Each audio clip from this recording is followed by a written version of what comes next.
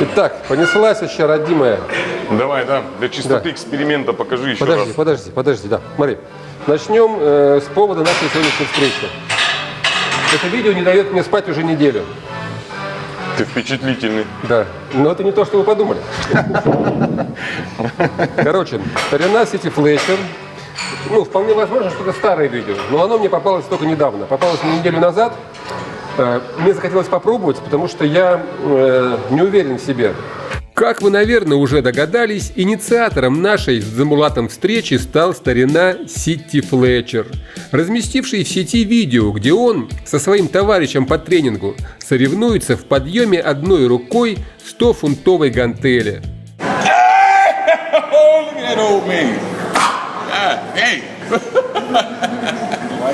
Здесь стоит напомнить, что за Флетчером очень долго держался мировой рекорд в правильном подъеме на бицепс.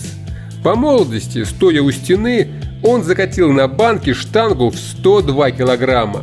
Но и в свои 57, как мы видим, Сити Флетчер находится в отличной форме. Хотя много ли это поднять 45 одной рукой? Возможно, что это не так сложно, как кажется. Так, детский вес. Вот в этом вопросе мы с Дзамбулатом и попытаемся сегодня разобраться. А поможет нам в этом нелегком деле бренд спортивного питания FitRx, представляющий на нашем рынке весь спектр спортивного питания для занятий силовыми видами спорта. Специально для армрестлеров FitRx предлагает высокотехнологичный многокомпонентный продукт ProFlex, способствующий восстановлению хрящевой ткани и укреплению связок.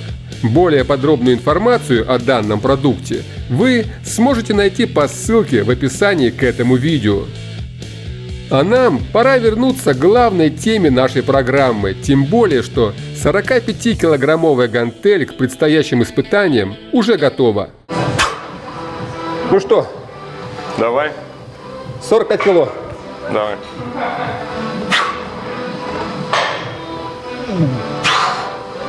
Ну, мне кажется, Передай что я... привет сети. Да. Американским пенсионерам привет от русских пенсионеров. 45 в легкую. Хотя, конечно, он старше меня лет на 10.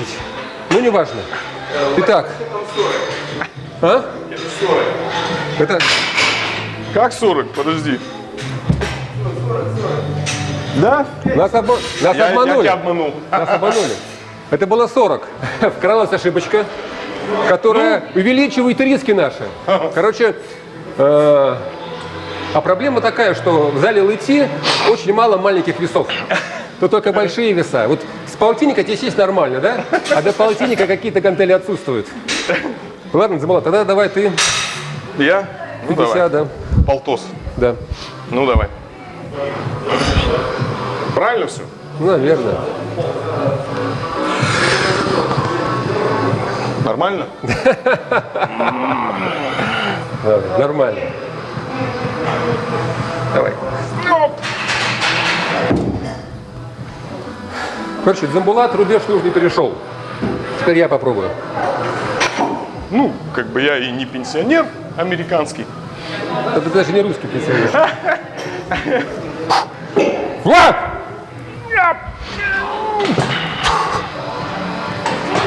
Давай, Василий. Ну, я волнуюсь. Не волнуйся, чуть-чуть повыше. О, вот так, да.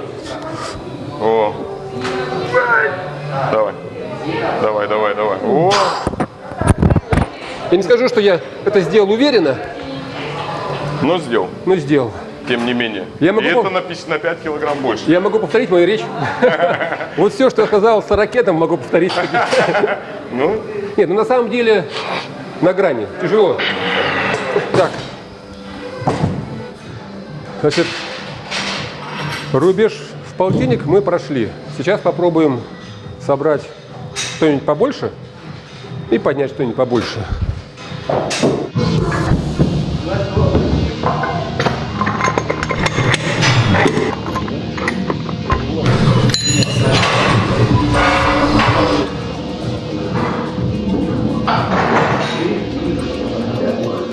Трубин смотрит и смеется над нами, потому что я нашел еще одно видео. Где Трубин делает 150 килограмм? Нет, он делает сейчас, покажи, на полный набор пыток на тренажере. Значит, он так вот. Раз, два, три. И подписано. Разогреваюсь перед борьбой. 91 килограмм. Кто-кто, а Дмитрий Трубин любит и умеет поднимать на бицепс внушительные веса. Чего только стоит его 150 кило на 2 раза на скамье Скотта.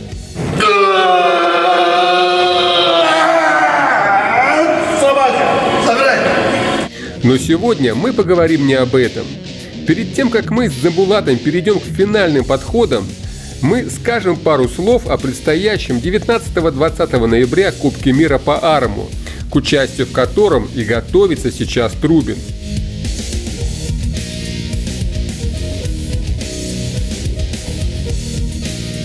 В этом году главной интригой этого турнира станет противостояние 3 ведущих тяжеловесов планеты – Дмитрия Трубина, Андрея Пушкаря и Майкла Монстра Тодда. И по-настоящему захватывающим и интригующим это противостояние делает именно американец. Его борьба в абсолютке интересная, причем очень интересная. Но мне хотелось бы посмотреть на него в тех рамках, которые предлагает Немиров. То есть это до 2 поражений. И вправду американцу, отлично выступающему в армфайтах, предстоит пройти на Кубке мира непростое испытание.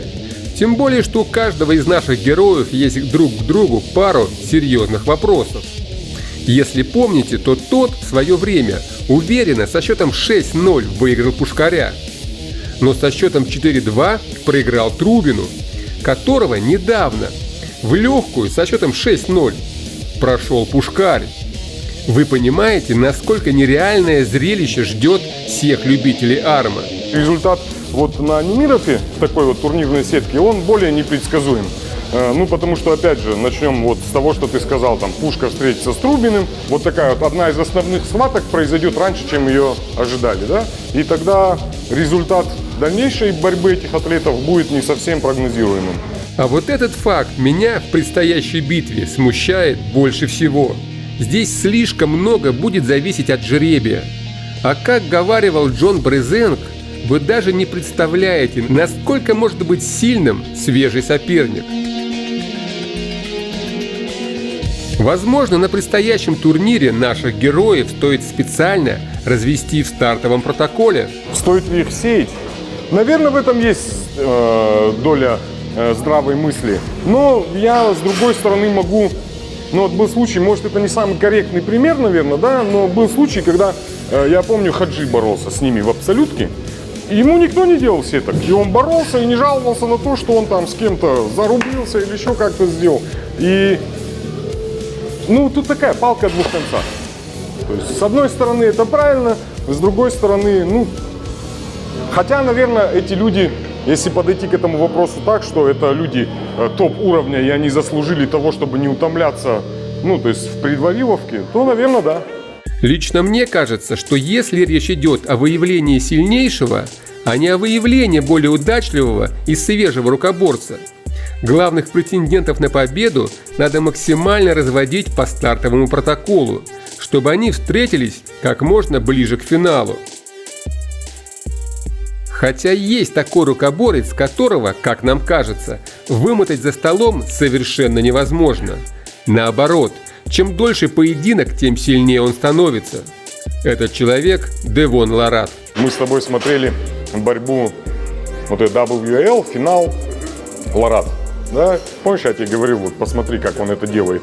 Ну, я думаю, что если присмотреться, вот это один тоже из ярких примеров того, что можно бороться с абсолютной силой другими путями. То есть не обязательно выигрывать вот в сильном месте. Дзамбулат сейчас говорит о борьбе Лората с его извечным соперником Мэттом Маском. Каждый раз в начале их поединка кажется, что Лорат неминуемо проиграет. Но это правило можно отнести практически ко всем поединкам канадца. С тем же Марсио Барбосой, например. Когда ты смотришь эти поединки, то никак не можешь понять реальный расклад сил между соперниками. Потому что, да, увидев то, что я увидел, то, что мы с тобой смотрели, то видео, я понимаю, что разрыв между ним и его соперником был гораздо больше, чем могло показаться. Да, с одной стороны, в финале поединка борьбу всегда уверенно контролирует Лорат. Мы видим его реальное превосходство. Но почему же тогда он не может одержать быструю победу? Хочет устроить шоу? Но ведь на кону многих из этих поединков стоят большие деньги, и такой риск вряд ли оправдан. А возможно, в начале поединка Лорат просто не обладает явным преимуществом, и ему необходимо вымотать соперника. Может быть, да. Это опять же в тему тупиковой ветви развития армрестлинга. Рано или поздно любой огромной силе, если она упирается во что-то, да, она начинает истощаться. А маневренность, работа головой и умение включить, не знаю, как это сказать, резервы, наверное, свои, мне кажется, все-таки это первично. И Лорат это, на примере Лората мы это видим, прям откровенно.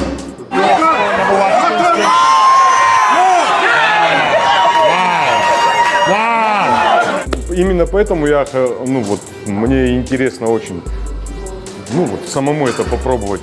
Соглашусь с Дзамбулатом, пока мы не выберемся в гости к Лорату, понять, что и как происходит на самом деле, мы не сможем. Но если поездка в Канаду – это вопрос будущего, то 55-килограммовая гантель ждет нас прямо сейчас. Напомню, что сегодня, насмотревшись видео Сити Флетчера, мы с Дзамбулатом пытаемся разобраться, много это или мало поднять одной рукой 45 килограммов. И сколько мы сами сможем осилить в этом упражнении. Больше полтинник. У нас получилась только такая большая, неудобная гантелина. Но я еще переживаю, сомневаюсь, а Дзамбулат вообще не переживает, не сомневается и будет поднимать сейчас. Давай, 55 килограмм.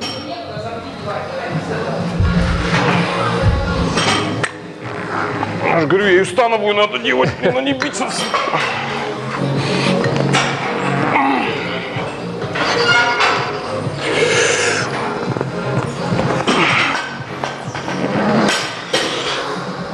Давай. Все? Нормально, да.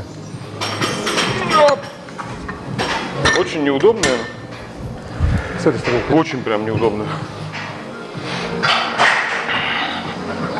До полтинника мы делали это упражнение с мыслями о Сити Флетчере. А свыше полтинника мы будем делать с мыслями о Дмитрии Трубине, да. Я держу.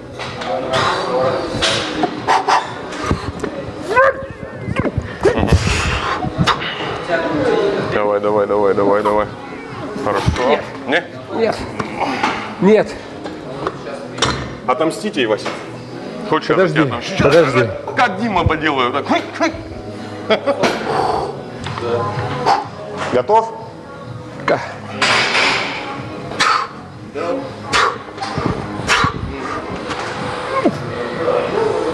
Нет, не готов. Ладно. Я схожу с дистанции, но Дзамбулат продолжает нашу гонку за килограммами. Что за фигня? Почему ты сходишь, а я продолжаю? Ты что такое? Это жизнь, Дзамбулат, это жизнь.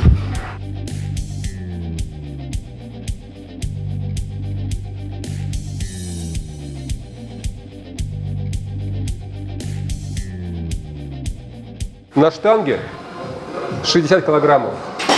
На помосте гроза американских рукоборцев Дзамбулат Цареев. Готов?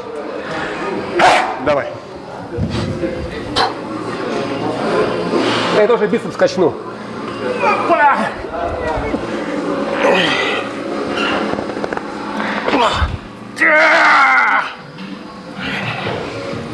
Блин. Нет, грязненько. Очень неудобно.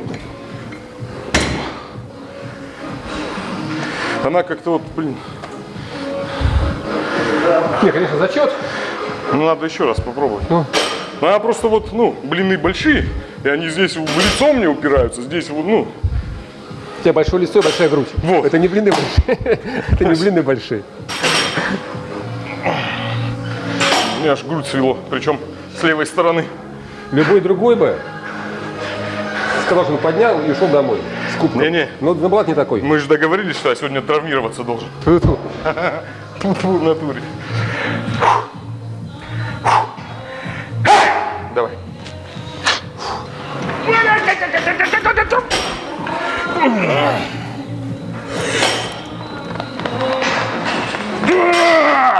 Ну, сейчас гораздо лучше, давай.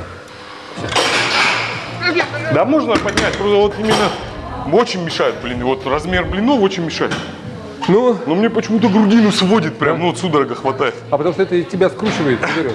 Итак, какой же вывод мы можем сделать по окончанию нашего эксперимента? Во-первых, City Fletcher по-настоящему силен. 45 одной рукой – это очень достойный результат. Во-вторых, стало понятно, что в этом упражнении очень много зависит от инвентаря и, главное, техники выполнения. Так что говорить об абсолютном результате здесь достаточно сложно. Но с другой стороны, Дзембулат задал новую планку – 60 килограммов. А это отличный повод устроить небольшой онлайн-чемпионат по подъему на бицепс. Правила предельно простые. Вам нужно поднять одной рукой на скамье скотта максимальный вес. При этом ваше предплечье должно опуститься ниже горизонтальной линии. Ну а видео должно начинаться со слов специально для железного рейтинга. Вот мне почему-то кажется, что Лорат поднимет больше, чем Денис. Вот так вот. Ты провокатор. Да. Мне кажется, Лорат больше поднимет, чем Ты Денис, провокатор, я сомневаюсь, потому что я сомневаюсь, что в принципе есть человек, который Лорат на бицепс поднимет больше, чем Денис. Больше Хочется Дениса, увидеть? если только я подниму. Нет, ну мы сейчас, опять говорю, мы говорим одной рукой. Ну да. Денис я не думаю, поднимал. что... Не, я знаю Дениса. Ты Лората видел? Вот Лорат, помнишь, его 80 килограмм? Лорат? Да прекращай, Василий, что ты мне говоришь? Где Денис и где Лорат? Где бицепс Дениса и где Лорат, бицепс Лората? я за тебя, ну почему-то есть вера такая. Дзембулат против. На этом мы прощаемся с вами. Не забывайте подписываться на наш канал и вступайте в группу железного рейтинга ВКонтакте. Там вас ждет еще больше интересного видео.